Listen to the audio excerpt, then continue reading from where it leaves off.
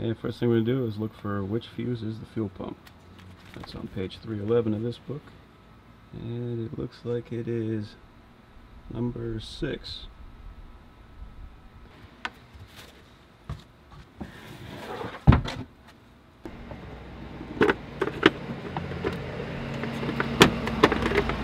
Back here, number 6 is the first short one. And with the fuel pump fuse out of the car, I'm going to try to start the car to pull any gas that's remaining in the line.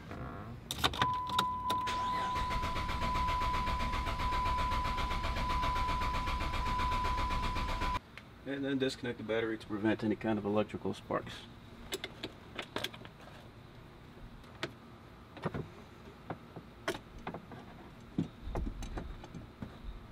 This seat just pulls up.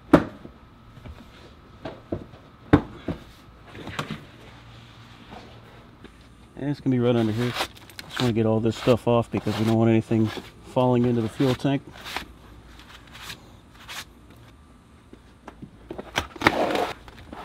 That's what we're looking at.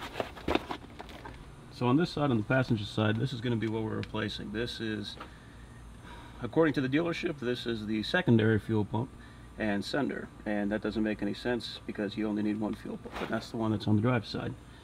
This one, a lot of people have different ideas of what it is. People say just a filter or a check valve, any number of things really. But I think because we're not getting gas to the engine, and the drive side one is what controls the actual pumping of the fuel, my guess is that this is the problem. This is some kind of a fuel regulator.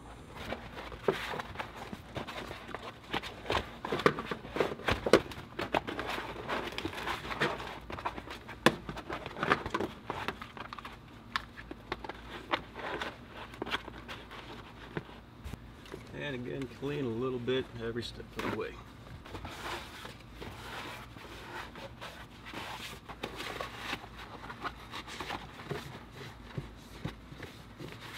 And it's going to go over here, and this line is going to come over to this side. So these lines have to get disconnected first from the fuel pump. So I have to take off this side first.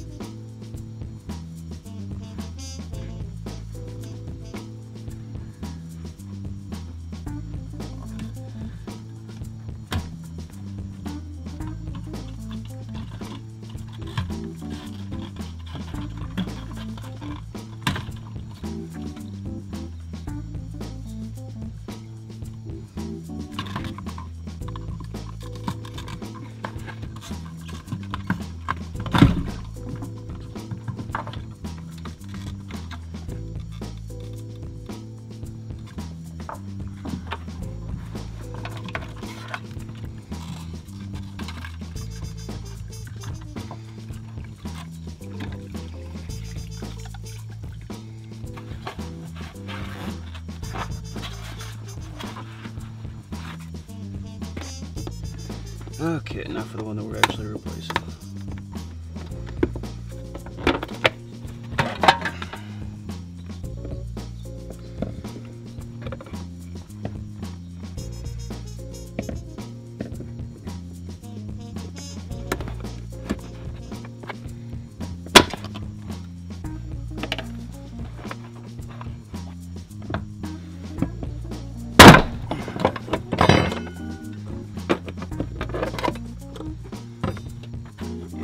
definitely pull this too.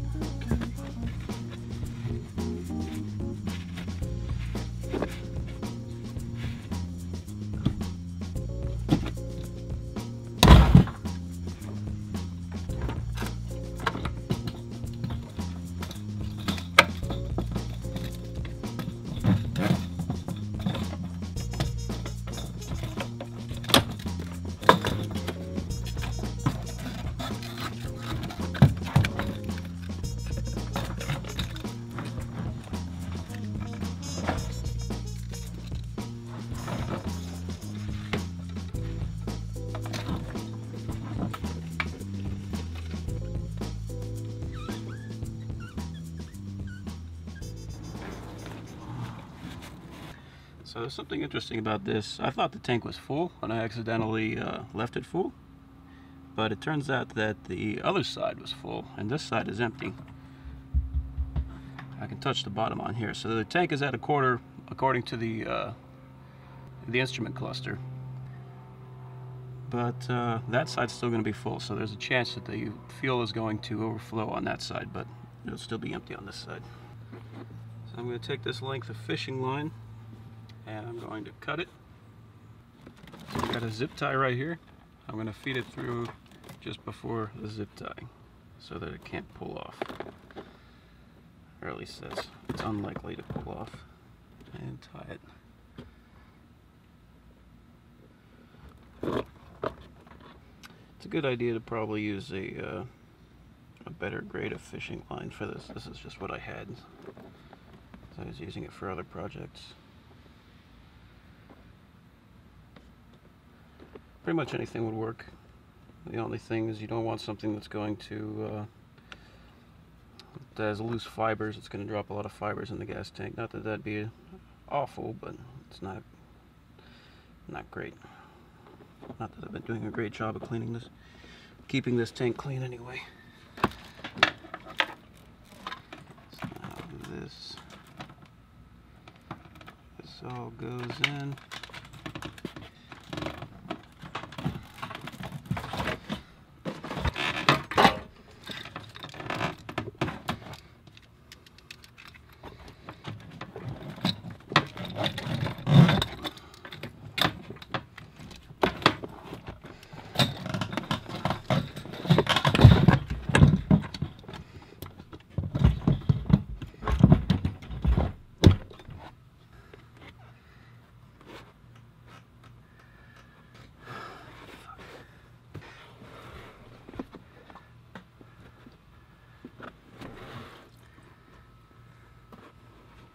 Alright, plan to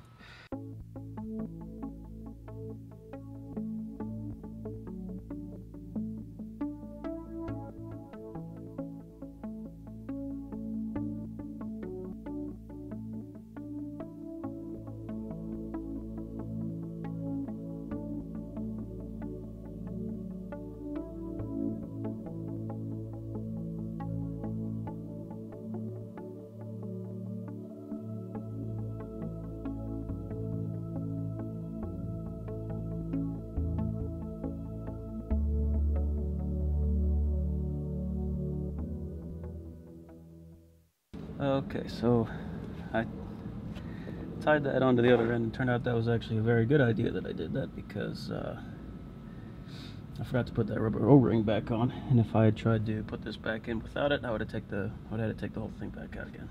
So now we're good. Alright.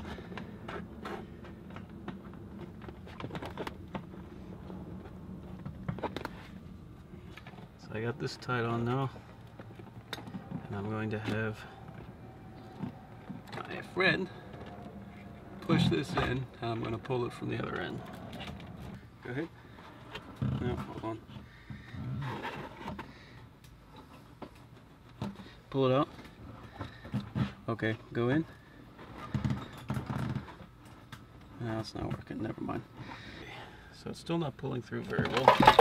And I think it's because as we pull from here, all these hoses are just getting bound up in different areas. So I'm going to try to tie it on closer to the end.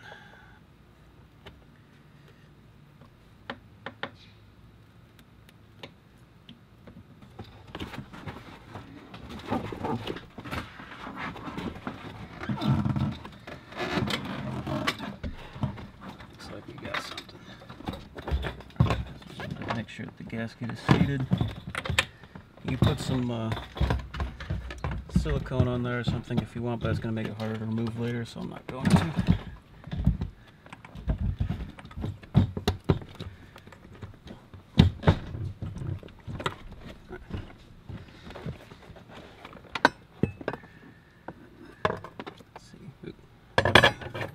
So these bumps have to be up.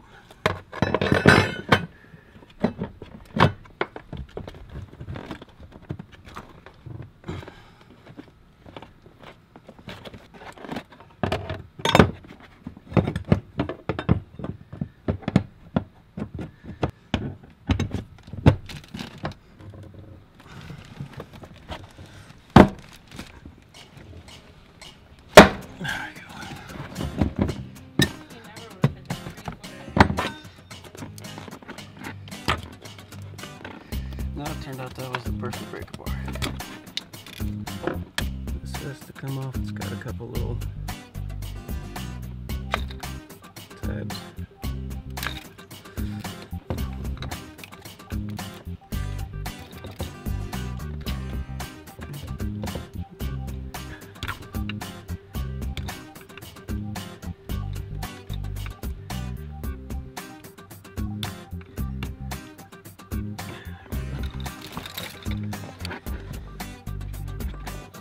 Yep.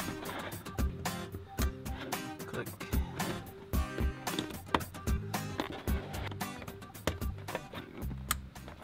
Okay, so now I have to choose between the best of these two gaskets, and they are both in bad condition. This one's got cracks here, and this one is just completely torched. So I'm going to use this one, but I'm probably going to end up having to get another one.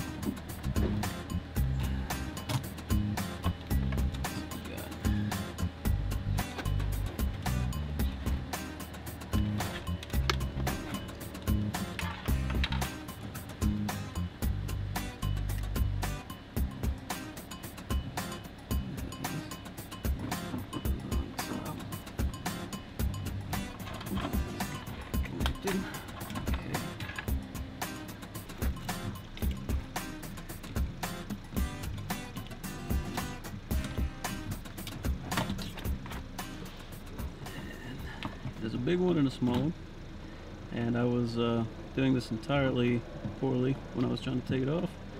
It turns out they just snap into a clip, so you just push down on it and it'll go in. There we go.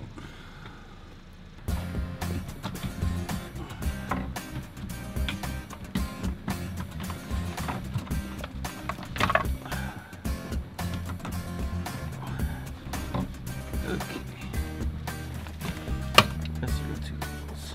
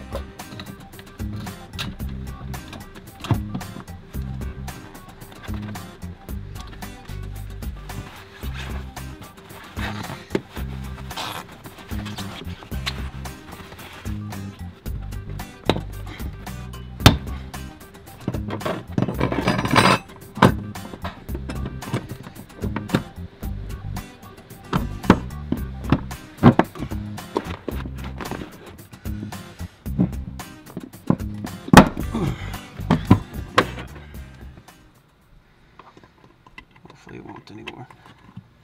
It might for like a couple days, but then it should be fine. Yeah, no, it's not a problem. I usually get like a little bit of smell when I like fill my gas tank. Oh yeah?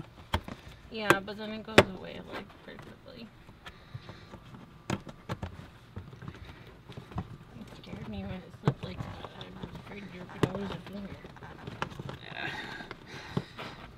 being protected by the Lord. He took away my other one. He took away my other one.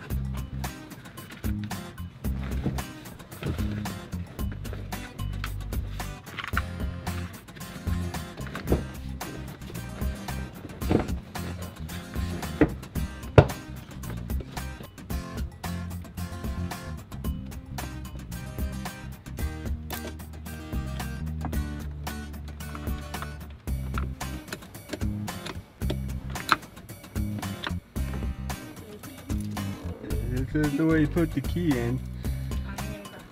Thank you. Alright, so there's no gas in that line currently, so we are going to have to prime it still.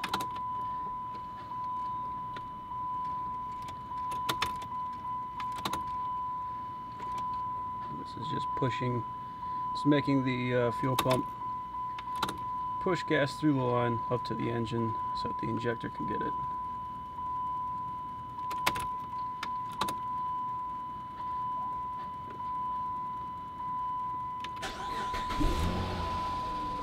Alright, and then the next time that we try to start the car after it's been sitting for a while, it should just start right up. And of course, since we disconnected the battery, it's going to have to, the engine, all the computer, everything's going to have to recalibrate itself, so it might run a little rough there for a minute, but it should smooth back out. Or it could explode, we could all die. Yeah, this is my girlfriend.